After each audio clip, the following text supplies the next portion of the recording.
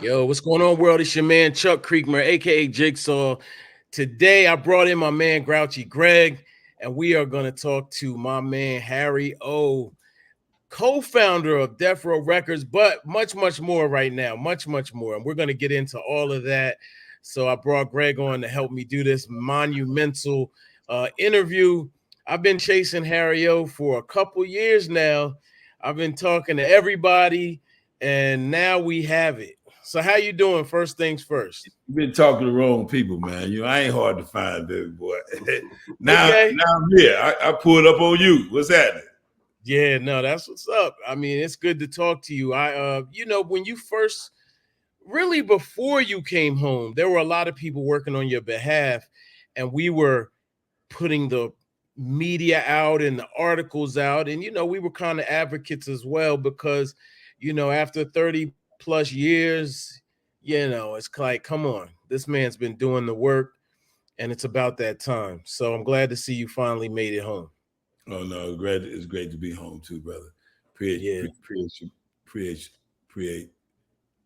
Appreciate you both, I brother. got you. How long has how have you readjusted? That's a long time. And I would imagine a lot has definitely changed. How has your life been since you've come home roughly 3 years ago? Let's just go down the line when you say readjusted. You know, I Uh-huh. mean, I think it's different for different people. Uh-huh. Uh, and what I mean by that is, it don't mean like I have no PhD on readjustment. I'm just saying that it's even before you readjust, you have to be somewhere. You understand what I'm saying? Mentally, you have to be you have to be prepared to re-enter, and Uh-huh. so that makes a difference when it's time to re-enter. How your readjustment goes, you know. Right. Once you get to a certain level of wisdom, you approach things different. And so knowing that you're going to come back home, praying that you come back home, you're always preparing to come back home. And so Mm. you have to educate yourself. You have to prepare yourself. You know, you have to take responsibility of yourself. You know, you just can't be hands out. You know, I mean, you got to come out trying to figure out what you want to add to the equation. You know how people is. They might, here go $2, man. Here go something, man. You know, don't spend it all in one place. But when you bring something to the table, you know, you're always looking to bring something to the table. Those doors come open to you. And Mm. so that's part of why I believe my readjustment was smooth, because I'm looking to connect, make things happen. Always been like that. What did you actually do to prepare, especially in the maybe specifically in the final year?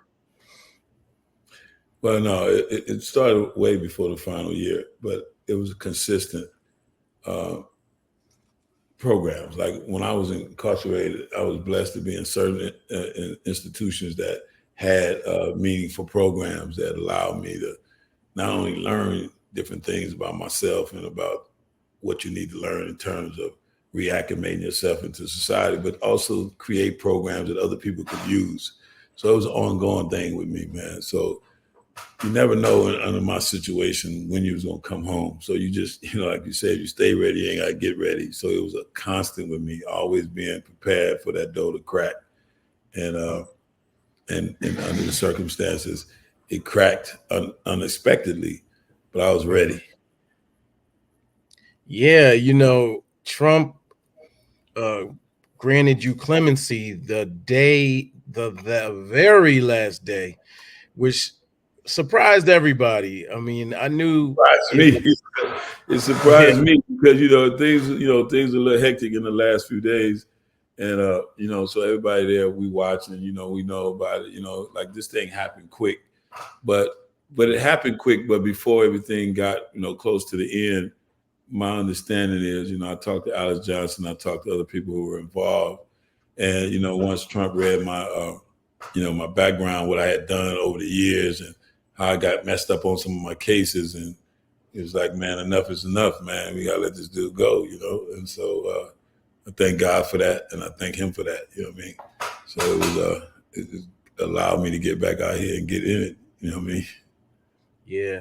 Now you've been calling out, I don't know if that's the right word, but you've been calling out the candidates for president, Trump included, but also Kamala Harris, and wanting them to become more active or more engaging with the community of people that might be incarcerated, or addressing the systems that are incarcerating Black men. Can you or men, people rather, I should say? Yeah, because unfortunately, there's a lot of women in prison as well, and young people. So yeah, I have part of it. Let me just back up. So Community First is like a nonprofit organization that was set up to speak specifically to the community's issues and try to help create initiatives, policies that matter. And so one of the things that we created was the O Plan. And the O Plan is a two-part platform. One that deals with the access agenda, which deals with the economic side of our society in terms of having access to capital, having access to real job creation type programs, opportunity zones, better schools, and also Pell Grants, where people can, for short-term career goals, set up programs. Everybody don't feel like they need to go to college. I mean, I don't knock college. I work with both sides of it, but at the same time, with this new technology, we need to get this technology up on us and get these jobs where we can really take care of our families. But on the redemption side, we have another part. It's called a redemption agenda that deals with prison policies and in terms of why you have a captive audience. What do you do with that? How do you teach people meaningful skills so that when they come home, they can go out there and make things happen? And also be second chance hiring when they come out. How we as a community engaging them and create, provide an opportunity for them to have a second chance. And also talking about maybe even a second step act, like the First Step Act, where we deal with some of these people that's been over incarcerated, been in jail for years, and need an opportunity to have another shot at life. You know what I mean? You can't go through what I went through and forget about the people that's behind the walls. It just don't make sense. Now, question for you. You bring up opportunity zones, which was introduced by Trump under the Trump administration. Do you have any leaning yet? Like, are you leaning towards? Let me just be a parent. My concern is the community first, and whoever supports that. So a lot of people say, like, look, and I think, trust me, I don't thank Trump for letting me out. I done that, 3 years ago. I thanked him for that. I really meant that. I thank God every day for that. But when it comes to the community, I don't play with that. So it's about who has the policies or are willing to get behind policies that will affect our daily lives.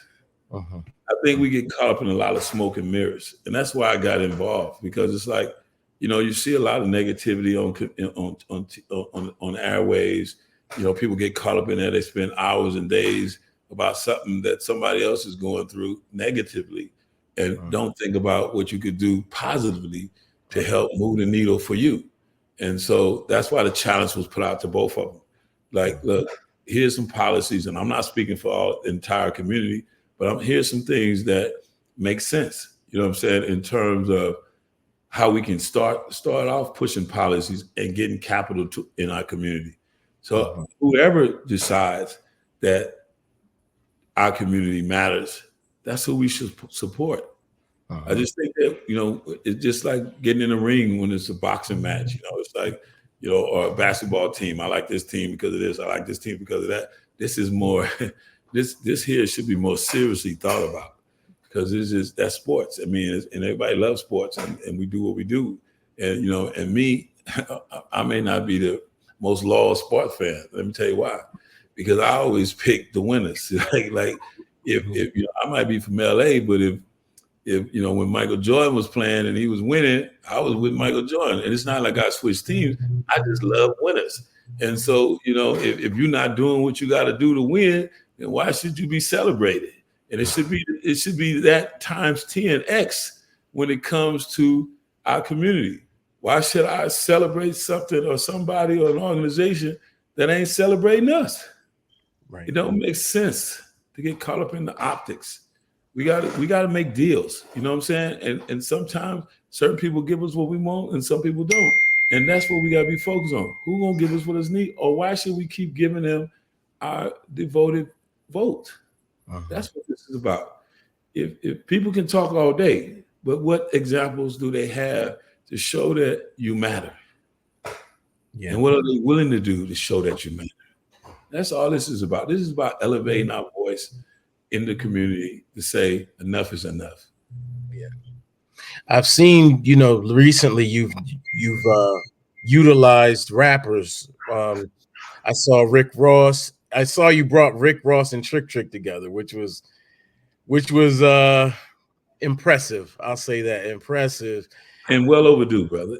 I just think that, we always find different ways to divide ourselves. Anytime we can come together, that's what Community First is about. Anytime we can come together and say, look, man, that was this, that was then, this is now. Let's move past that. And that's be on some big business. You know what I mean? Like we can do more together than we can against each other. You know what I mean? It's like it's too many fights that we need to be having than to be having with each other. Yeah. I'm sorry, go ahead. No, I'm listening.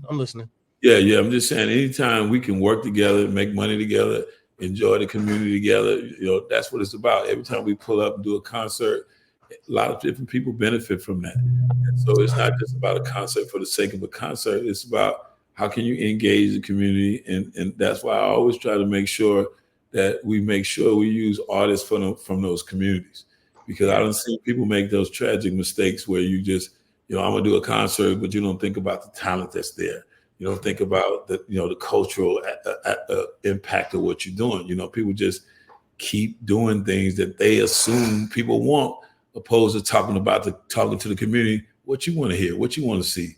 You know what I'm saying? And when it comes to policies, what you want to implement.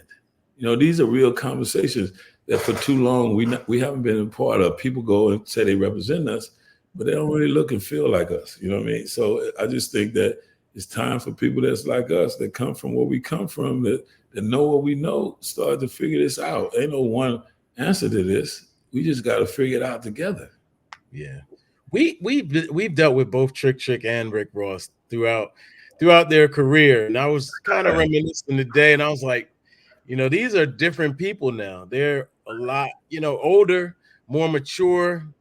Trick in particular, he's much different. And he seems to be putting a lot of petty stuff well, I won't say petty, but I'll say things that were important to him at one point aren't as important to him now. Yeah, I had a real good conversation with him about the things he want to do in the community and how he moving, and I had a lot of respect for his growth. And we had a real, bad talk, you know what I mean? So I respect Trick. And also Rick Ross, I respect him as well because, he's the type of dude, he'll jump out there and support what you're doing, but he do his due diligence, and see what this is, because that's what it is. I just like the people to be, everything to be transparent. This is what we're doing. This is how we can do it. And if we can do it together, man, it's more powerful. Yeah. So we've been having. Go ahead.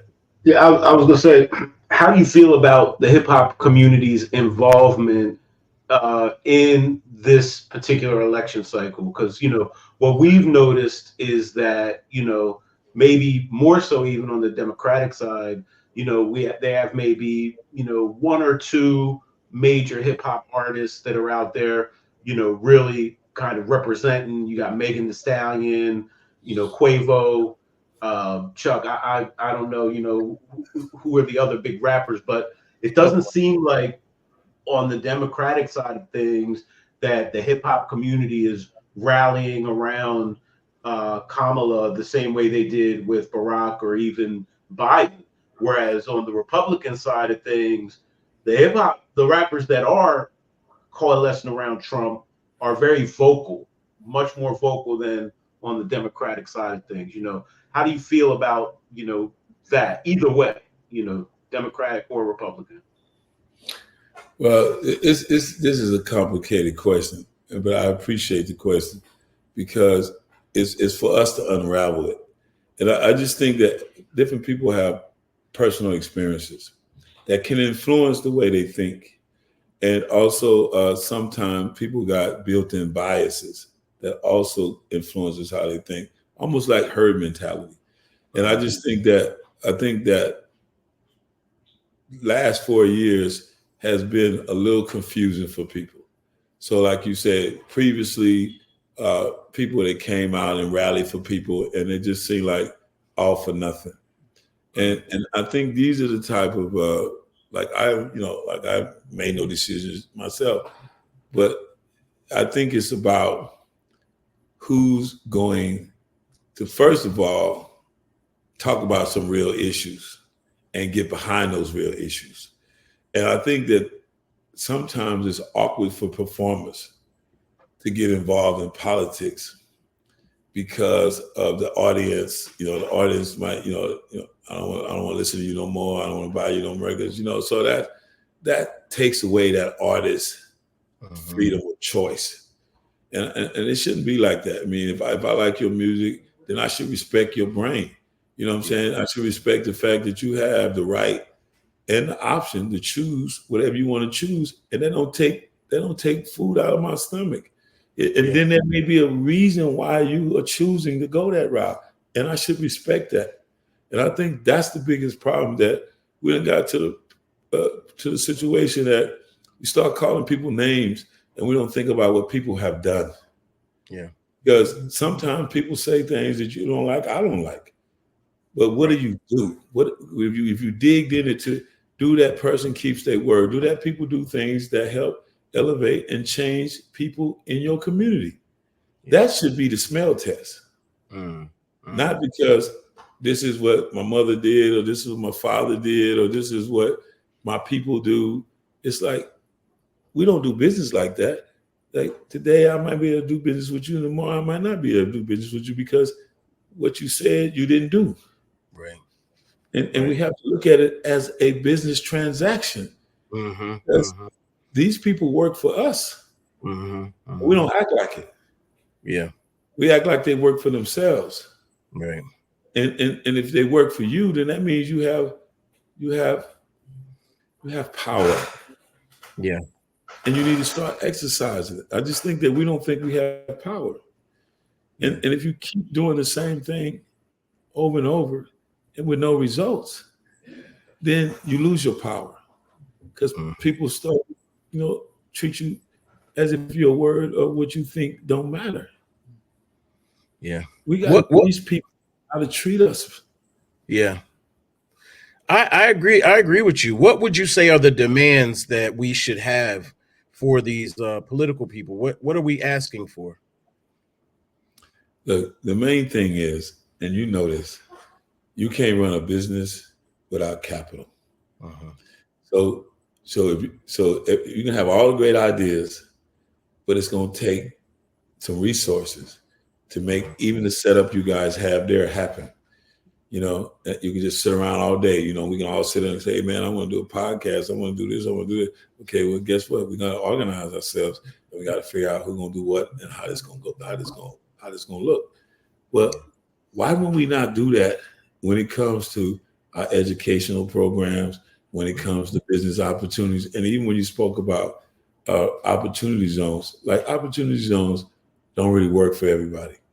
And so these are the kind of things we have to figure out how to make work for us, because we know a lot of times these opportunity zones are tax haven for billionaires. But at the same time, they have to be done in a specific area, which falls into some of our communities. So how do you make sure that when those opportunity zones, when people apply for those opportunity zones, that the community benefits from it and they're able to create different businesses in those communities based on their tax breaks? So it's just, I mean, like we so sophisticated about so much, but we so unaware of things that matter.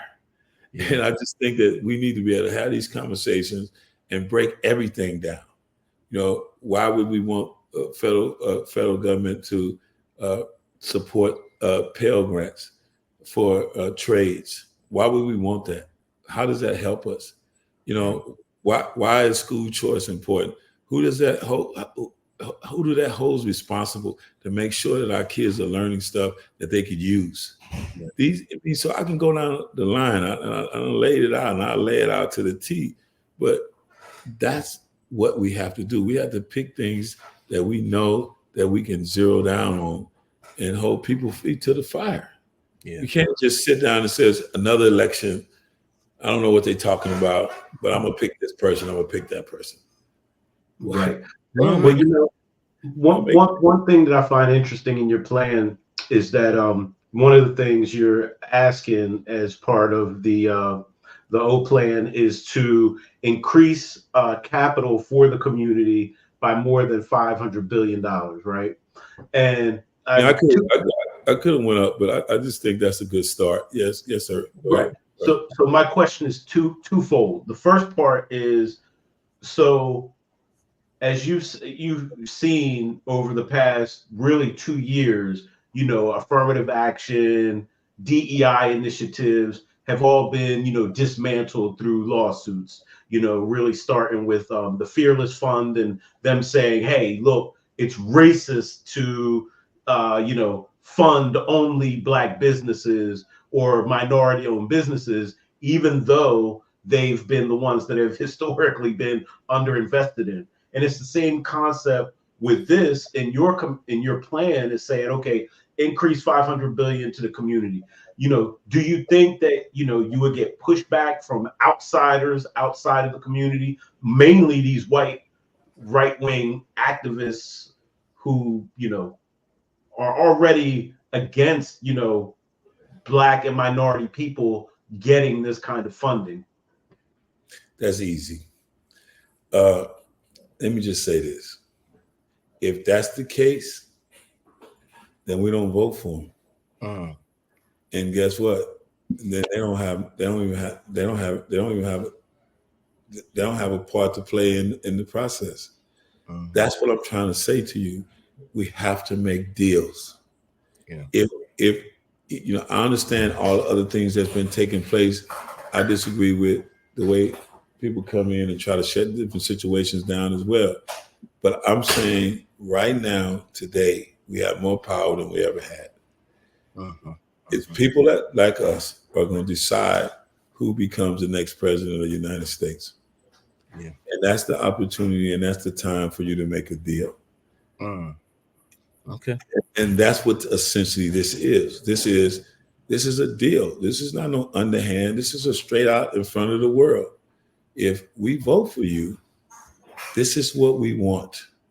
And this is not even what we want. This is what we need to happen. Yeah.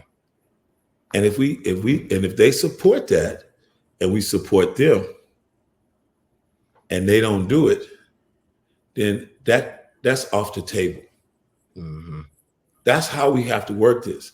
We have to use our vote as the power hammer that it is. Mm-hmm. Definitely. Yeah. Definitely. The second part of my question is in the plan, where does the 500 billion come from? You know, is there an idea as to where that comes from? Is it, you know, just from our taxes? You know, let me just show you this. Yeah. This is funny about America. We can wake up tomorrow and give any country in the world whatever they want. But we got to figure out where the money comes from when we need it. I mean, we can get into the semantics of this, but I'm just saying to you is we have to go push this through Congress like we have to push everything else. If you guys can decide, okay, there's going to be a war over here, it's going to cost $1 trillion, then what are we talking about? We're talking literally crumbs when we're talking about $550 billion, $550 billion that will enhance the community. And that levels up everybody. And that's something that the whole country benefits from. And a lot of these other expenditures that we're allowing to take place, because we hire those people that makes those decisions that is not in our favor, that throws away monies, billions of dollars that we don't even know where they're going to. We have to be engaged on all levels. So if there's no money, then why? Because you gave this, you gave that, then you need to stop that, or we're not voting for you. Okay. See, I just think people need to understand. I will say it until I can't say it no more. Your power is in your voice, and your voice is in your vote. Yeah. And if people are putting policies in place that are adverse to you and your community, and then telling you when it comes to your community that you are not entitled to anything. We're not asking for handouts. We're just saying that we pay taxes and we have resources that are not coming into our communities to help keep and sustain our communities and to level up our schools and career opportunities. It's shuffling the board. The money is there. We just need to shuffle the board where it makes more sense to people like us. No doubt. No doubt. I'm with you. So I wanted to shift gears just a little bit. Are you working on, I'm asking this very directly, are you working on a story about your life? A movie really is what I'm thinking. But yeah, I'm gonna break some news here. Yeah, of course, I'm working on my story. And it's funny because I've been working on it a long time. Yeah. But I got some people that stepped up and want to work with me on it, and people I've been working with for years, and I respect their craft and their mind. And when it comes to how the story has to come out, because my story got different components to it, and you got to be careful not to glorify some of it. And so, but you have to show the real. So you can't show the real and not show the cautionary tale in that. So I got some people that want to help produce and direct it, and it got to be TDE. It got to be Top Dog. It got to be Top Dog. TDE, these my folks too. But it's people like Denzel and Mark Fuqua. We've been talking about doing some things, and then my folks, man. In that Death Row, we got documentary coming out, and it's going to be on the next level. It's probably be the most comprehensive documentary that's ever been did about Death Row, and so I don't really want to get all into it, but I just want you to know that it's coming, and it's coming soon. It's done. We just, trying to figure out how we want to deliver it to the world. But that story is coming, and I just been blessed. And I thank God for that, to have people that feel that my story should be told. And we're just trying to figure out, should it be a series or which way it's going to be, because we got some pearls to drop. Yeah. Oh man, now I got a million questions. I got one. Let me ask this real quick. So, you famously gave Denzel his start, on stage on the Broadway play.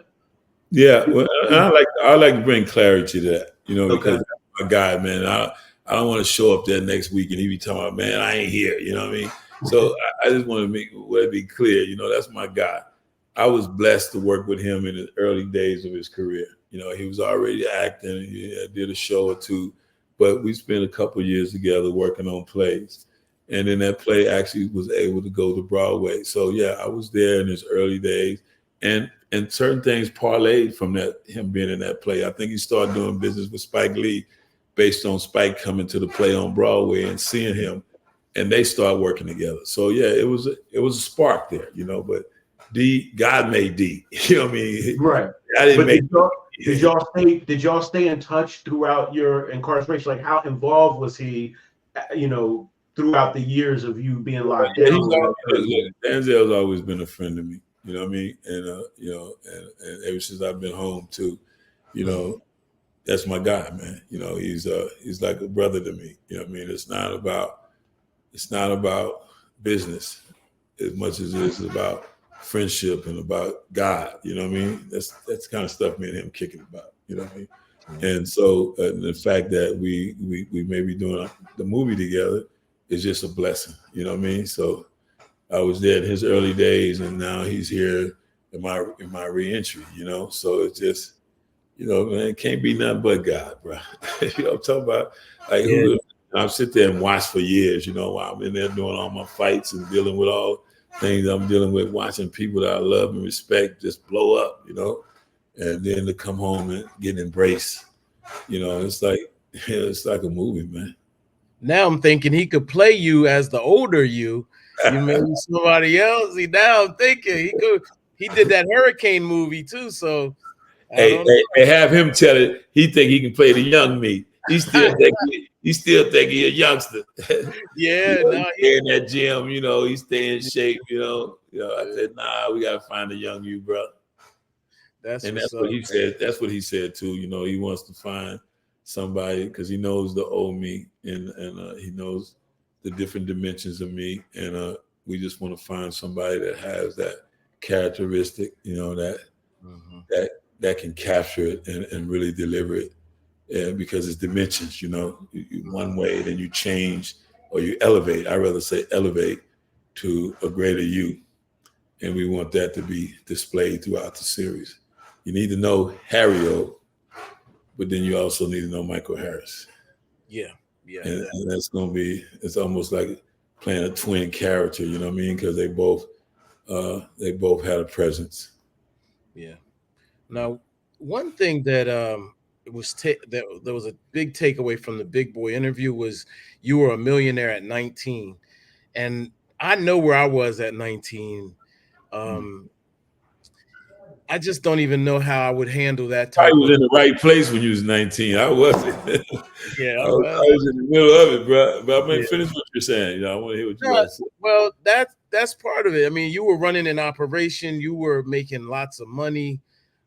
Where were you like up here at that age? We know obviously some of the background and the involvement, but mentally, where were you? Man, I was on some. I'm not even being funny, man. I know I say this sometimes. I was on some all gas, no brakes. You know what I mean? Like, coming from where I came from, even in my young life, I experienced a lot. I saw a lot. I raised down south in the summer. There's a lot of things that trigger people. You know what I'm saying? The dynamics between me and my father, who was also a millionaire. You know what I'm saying? Who, but that didn't translate into my mother and my brother and my sister. So that was something I saw, didn't like, but fueled me to like, I gotta make it happen. And then when this situation or this opportunity, which I'm not proud of, overwhelmed my community, and I saw that this thing can turn into money, I just jumped on it. I just wouldn't, I went crazy. And then when I came up for air, I was like, whoa, this ain't good, And so, because I think a lot of people trip off the money, and I had plenty of it, but they don't think about all the damage, that it does to your community and to you. You know what I mean? Like whatever you're a part of, it becomes you. You can't get it out of your head. So it was a happy times and real disillusioned times. Yeah, definitely. You you and Death Row have a really complicated relationship. Is there a better way to say that? that's the best way I can think of. Between the three of us, let's figure out a few ways that we can say what me and Death Row has. All right, Greg.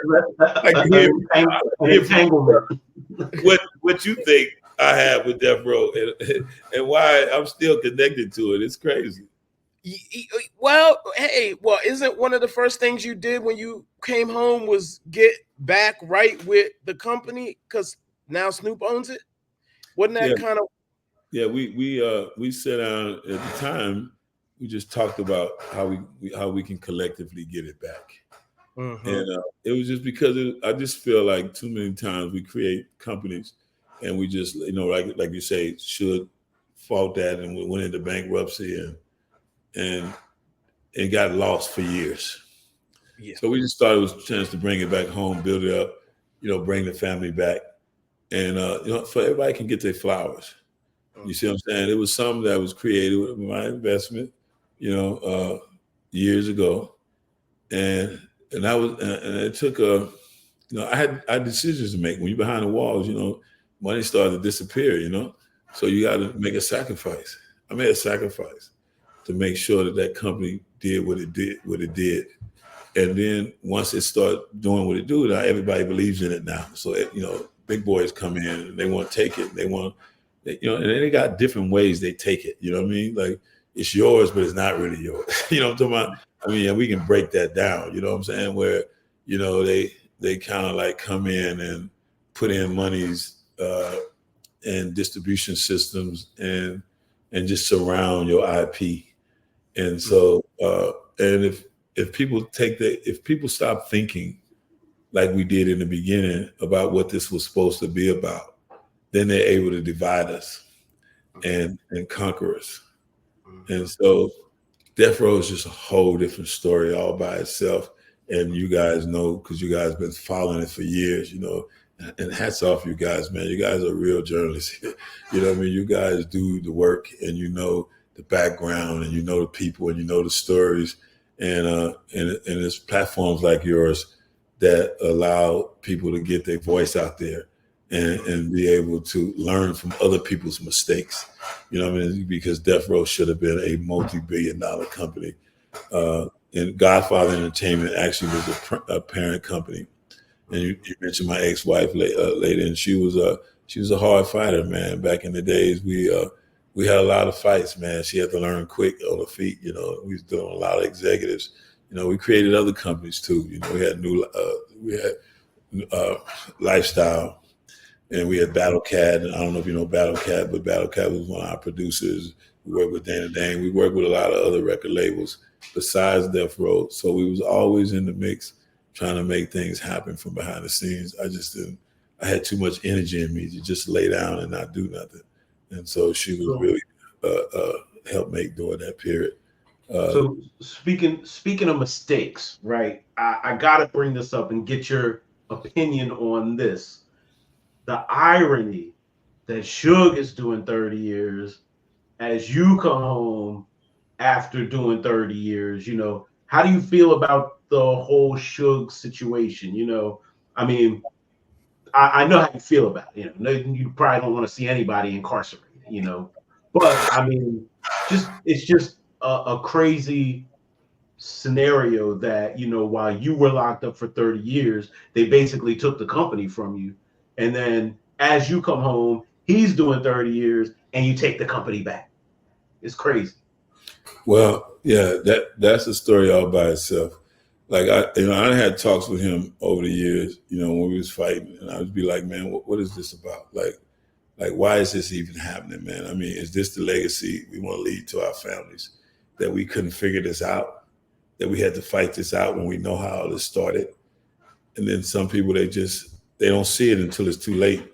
And it's tragic, you know, and even a friend of mine, Terry Carter, was ran over by Suge Knight. And this is a guy who me and my brother started our first business with.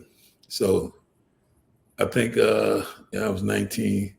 Yeah, so me, Terry, and my brother Dave, rest in peace, we started a limousine service together. So to see Terry lose his life in that way, it really affected me and my nieces and nephews, who he was their godfather.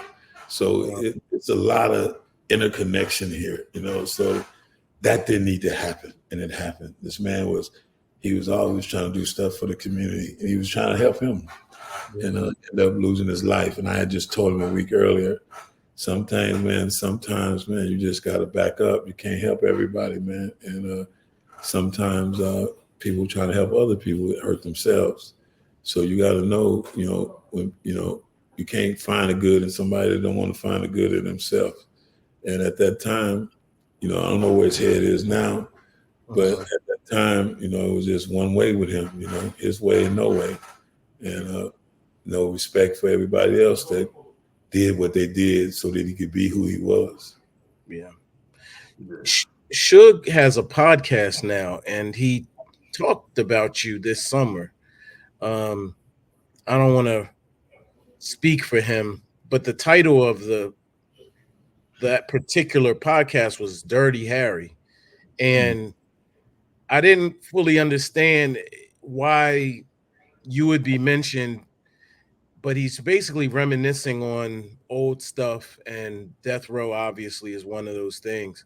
I'm just glad I was that guy when I was in prison. You know what I mean? I always try to keep it positive. I always try to, I try not to get into name calling, and especially about untruths. You know what I mean? I kept it 100, man, when I was in prison, man. You know, whatever my cases was, I took responsibility for them. I did my time. I never put nobody in prison. I never spoke on nobody else. I never said it was this person's fault, that person's fault. I did my time. And while I was in there, it changed my life. Some people can't handle prison. And so, and they can't handle their loss. And I don't, like you said, you start this conversation of, I don't wish prison on nobody, but everybody has their own karma. I had mine, and everybody got their karma. So I don't really talk about what other people went through or going through. You know what I mean? It's like I'm trying to figure out how to make something work. You know what I mean? Like how can we work together and not get caught up in this bullshit? And I hate that. I hate to hear that. Yeah, I saw those. I mean, I saw what you're talking about, and it's just like when you listen to it, it's just like rambling. It's like, Yeah, like I'm just like, why is anybody? I mean, how could you say, you know, like come over and stop? Because if he probably would have just shut up and went there. You know, he had whatever you feel about him. You know, right. he had a name out here. You know what I mean? So Yeah, keep your name, bro. You know, good, bad. right, right. Oh man, I'm damn near crying because you're right. It is rambling, and that was the part I really didn't understand. I guess they were just trying to, get a rise out of people, or trying to get people to listen or whatever to get, But Yeah, yeah, and but you're right, though. But respectfully, you're right. Honestly, and this is just me being part fan, part journalist, part observer. He's literally one of the most feared people in hip hop, one of the most, massive figures. And it's different now. It's kind of like Mike Tyson before the knockout, Well, maybe we need to find somebody other than Mike Tyson. Okay, let me leave. I Mike's think my Mike man. still got it. I think Mike still got it. That's my boy too. So Yeah, shout out to Mike. I don't want no smoke. yeah, Mike's because my Mike, guy. when you start talking about fight, Mike turned into a whole different dude. So he might be trying to pull up on Scratch hip-hop.com. that from the record. Scratch that from the record. Yeah. Go ahead, Yeah, Don. but like you said, man, we ain't gonna beat a dead horse to death because we try not to talk negative about that. You know, that's my family.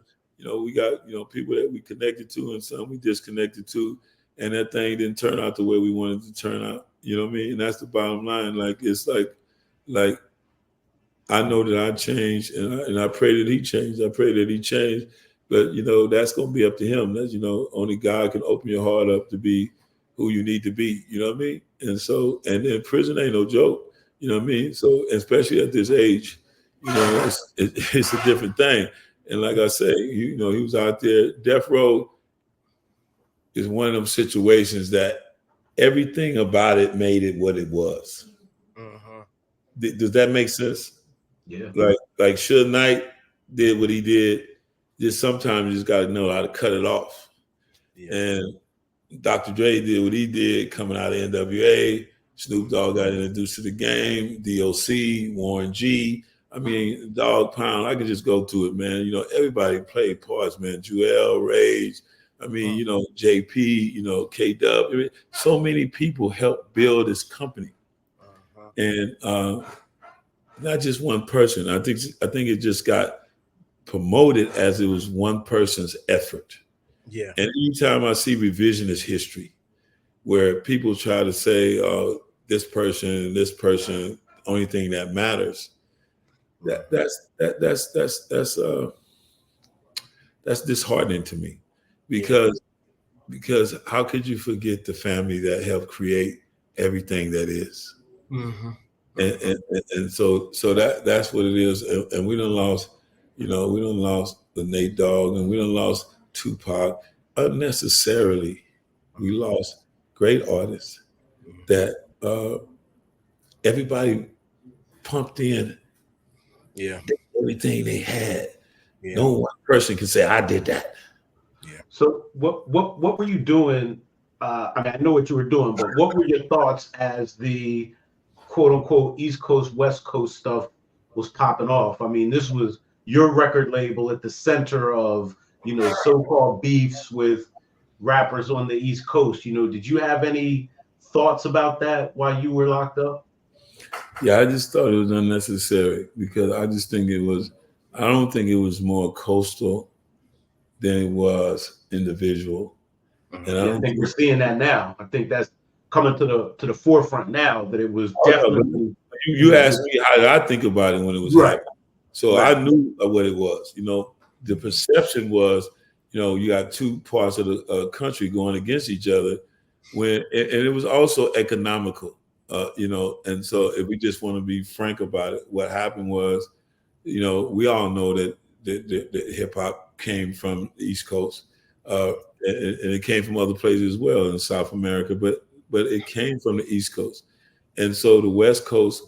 I mean, that's a whole different story because the West Coast was able to monetize hip hop that in a way that the East Coast wasn't. And what I mean by that is, yeah, I'm not saying it didn't make any money, but because it was talking about things that was more uplifting, talking about our King heritage and stuff like that, there was no support from the major labels to put that out.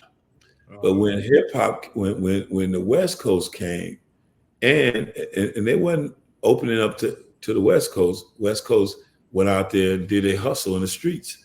They was selling records out of the trunk of their cars. They was word of mouth. And then they said, "Oh no, you can't do that without us." And then they came in, and now they want to put the bag behind us. So it's a whole history about how that was. But I just want to get to your point. The point was that it was individuals, jealousies, and it was economic vacuum. So West Coast is blowing up. We making major deals. East Coast is like, what happened? So that when those individual conflicts started to take place, it became an East Coast West Coast thing, which helped regenerate the East Coast. Now I'm not saying what I'm saying is the only truth. It's part of it's a part of what I saw that economically, that after that, the East Coast was back, and it started going into deeper stories. They started going into more. Not that they didn't always cover street stories, but they went. I mean, like they was talking about the same thing, but on a fly level. And then you start seeing the East Coast come back into the game and the South. So you see, the South was the biggest purchaser of hip hop, and so they started to control which one became, what it became. But it was an economic issue more than it was anything else. Man, I've never actually thought of it that way, and now it really makes a lot of sense now that you bring that to the forefront. Which, Well, man, people don't know, and we're not gonna get into it because we're gonna talk about that in the documentary. But the East Coast, one of the biggest record labels from the East Coast is what? Hip hop wise, Def Jam. And who brought it back? labels, yeah, Def Jam. Who brought Who it brought back? it back? Oh, yeah, Warren G. Yeah. Yeah. The first platinum album they had was Domino. After LL wasn't performing, nobody was performing. Who brought it back? It was Domino. Battle Cat produced that album, and then Warren G came and sold millions of copies. And Warren G was supposed to be with Death Row, but because of the conflict, because he was also one of the ones who helped bring Snoop Dogg and his Dr. Dre's family to the label. But he went with Def Jam, and look what happened. And so it's a lot of politics behind that. But when you really dig into it, the West Coast was part of that resurgence of the East Coast. All one family, man. We all one family. You know what I'm saying? It never was a beef. It was just some confusion. Yeah. Now, Is it true you wanted the Death Row to be DEF row, Death Row? No, Is that should was trying to do that. okay? Okay, got you. I was on death row. So Yes, I yeah, saw that. it's called condemn row, but we called it death row. Instead of you and the D, I said we don't want to go after Def Jam. We want death row. And so and I was on death row at the time, so it affected me to see young people younger than me. Because remember, I went to prison when I was 26. That was on death row, and I just thought that should be a platform for cautionary tales. Right. That was the original. That was the original idea of that. And you know how it is when you start telling cautionary. When you start telling stories, you know, life and fantasy and reality, it all gets mixed up, and the next thing you know, you can't tell the difference, and it gets dangerous, you know. And so, you know, we just got more stories to tell about the origin of this, and hopefully, you know, I didn't step on no headlines of stories that need to be told. But you know, we only have today. We only have this moment. And so I don't want to waste you guys' time like that. You don't want to waste my time. If we're going to have a conversation, I just have a real conversation. Let people feel like they benefited for taking out this time in their day to listen to us. Yeah. Definitely. I want to ask you just again, I don't want to, you know, go back in the day too much, but the history of LA and hip hop is very unique. I mean, I talk to Ice-T a lot. He's one of my favorite people in the world, period. Yeah. And he rapped a certain particular style of hip hop that was cautionary. It was very clear. I'm portraying a character, and this is what happens with this lifestyle. Today Then, is a good day, for example. You know, today is a good day, for example. You know, and even with his Friday stories, I mean, he's always had that element in there that there's repercussions for your actions. yes. And I just think that he's one of my forward thinkers. And I just think that a lot of people, I don't want to say a lot of people, but I think some people underestimate the genius of Ice Cube. And I'm sorry, I mentioned Ice-T, by the way, just so to be clear, I mentioned Ice-T. okay, well, okay, now we talking about Tracy. Okay, so what you saying about Tracy? Well, I was just saying, what I was saying was, you know, Ice-T was like, you know, hustler. You know, Yeah, he cut for more. He cut for more like where I come from. yeah. Like he was more like on some player hustler stuff, you know, and he was one of the first ones who kind of pushed out there on the West Coast. A lot of people forget about that, but he had that beat and he had that feel that was real. You know, that's my guy. You know, we cool. You know, we come up. Matter of fact, I used to do concerts and he used to pull up in the early days. So we go back. You know, we go back. Now, when NWA came, it was different. It hit different. You know, we know Ice Cube wasn't a gang banger, but they portrayed themselves as a gang. First person, most instances. But you got to I think about the time, right? So at the same time, I came away because there was a lot of players and hustlers when I came up. There was majority in my city, not gang members. Gang members has always been there, but players and hustlers were dominant. But what happened was films like Colors and Boys in the Hood came later, but those films started to glorify gang activity. And so the music started to duplicate the film. And so I think that's what happened because and part of my story will be to bring clarity to the type of guys that grew up in my neighborhood and throughout, you know, Long Beach, Compton, you know, all over Pasadena, some real dudes that grew up and they was on some other level stuff. And what those films did actually was to downplay that type of mentality, which would have been had a better acceleration for entrepreneurs. That it was a better acceleration. Then you know, I respect everybody. I respect the different hoods. You know, so it's not about that. It's just that it became marketed as this is what Cali's on, and it just kind of buried so many people that I grew up with that was on something else. That's all. That's all I'm saying. Yeah. They was hustlers. They was money makers. They was entrepreneurs. They wanted to see they wanted to see things elevate, and killed and went to prison, and you don't never hear no stories about them.